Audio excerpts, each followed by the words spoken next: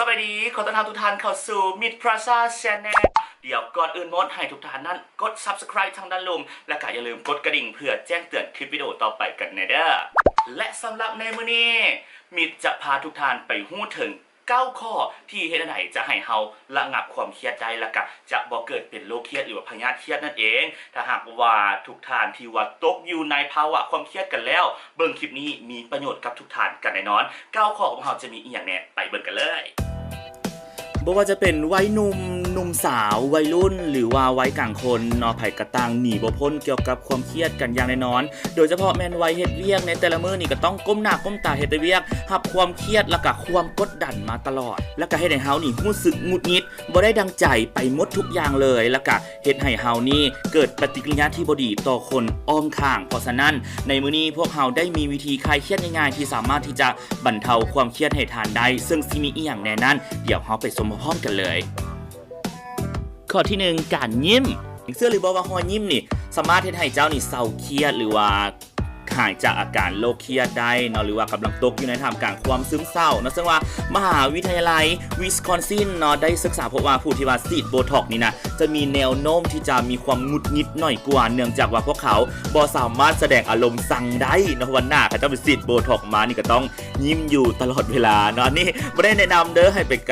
ารไปฉีดโบท็อกอย่างแบบนี้แต่ว่าเพิ่นบอกถ้าหากว่าใบหน้าเขาบ่ยิ้มตลอดเวลานี่ก็จะเฮ็ดให้เฮานี่ผ่านความเครียดไปได้สลุยเลยหรือว่าเขาต้องไปฉีดโบท็อกซ์ แล้วมาต่อกันที่ข้อที่2นั่นก็คือการเฮ็ดให้มืออุ่นเนาะเมื่อว่าคนเฮานี่ตกอยู่ในสถานการณ์ย่านหรือว่าวิตกกังวลเนาะระบบประสาทนี่ก็จะเฮ็ดให้เลือดไหลเวียนไปยังกล้ามเนื้อที่ว่ามีขนาดใหญ่เพื่อเป็นการตอบสนองเนาะมันเป็นสัญชาตญาณในการเอาตัวรอดของมนุษย์อยู่แล้วเนาะเฮ็ดให้การไหลเวียนของเลือดนี่มีการเปลี่ยนแปลงเฮ็ดให้มือของเฮานี่เย็นลงดังนั้นการเฮ็ดให้มืออุ่นเป็นวิธีที่ว่าลดความเครียดเนาะได้พอมือของพวกเฮานี่เนาะอุ่นขึ้นก็จะเป็นสัญญาณให้ในสมองฮู้ว่ามันบ่มีหยังน่าตกใจแล้วเนาะเพราะฉะนั้นสมองของเฮาก็จะสงบลงเนาะนักวิทยาศาสตร์คักแน่ได้ที่ว่าเพิ่นเปิดเผยว่ามือของเฮานี่อุ่นระบบประสาทก็จะเหตุการณ์หยุดการตอบสนองของร่างกายในโหมดที่ว่าเกิดความย้านให้ร่างกายของเฮานี่กลับเข้ามาสู่ในภาวะปกติเนาะสามารถที่เอามือไปซุกใส่ขี้แห้หรือบ่ได้อุ่นๆแบบนี้ก็ได้เช่นเดียวกันนะ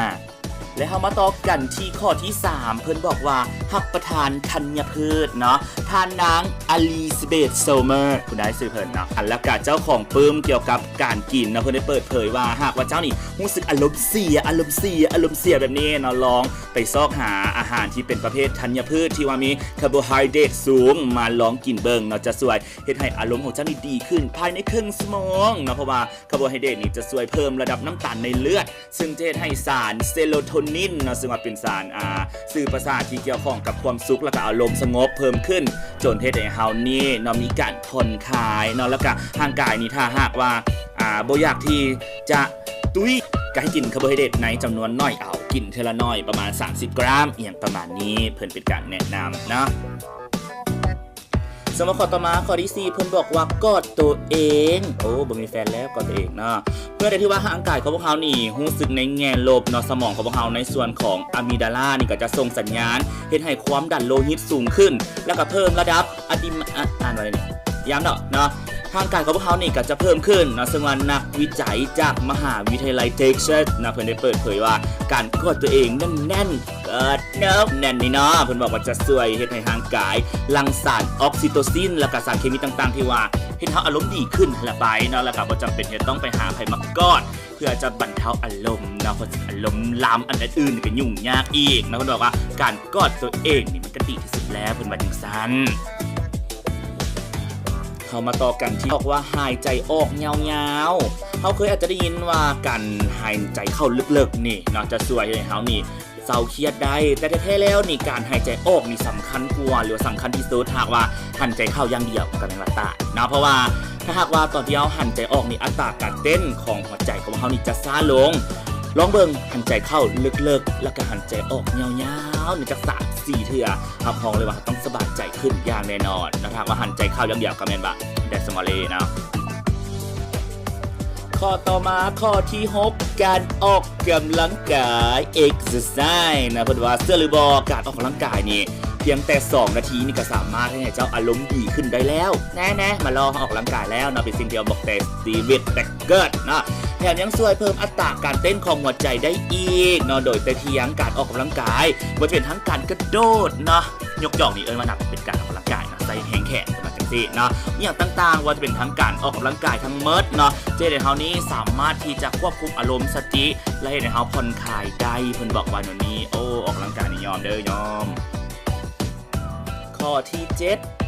รับประทานดาร์กช็อกโกแลตหรือว่าช็อกโกแลตขมนั่นเองเนาะไม่ว่าการศึกษาของหลายๆมหาวิทยาลัยเลยท่านบอกว่ารสชาติหวานๆนี่เจเฮานี้รู้สึกดีขึ้นหรือว่ารู้สึกอารมณ์ดีขึ้นแต่ถ้าหากว่ามีการกินเกินไปก็จะมีอาการตุ้ยบวมคือกับมีประสาในตอนนี้เนาะแต่ว่าเฮาลองเปลี่ยนจากการกินหวานมากินดาร์กช็อกโกแลตแทนกันดีกว่านะเพราะว่าสารฟลาโวนอยด์เนาะที่ว่ามีอยู่ในดาร์กช็อกโกแลตนี่จะช่วยเฮ็ดให้ความคิดต่างๆของเรานี่ดีขึ้นเนาะโดยการศึกษาในปี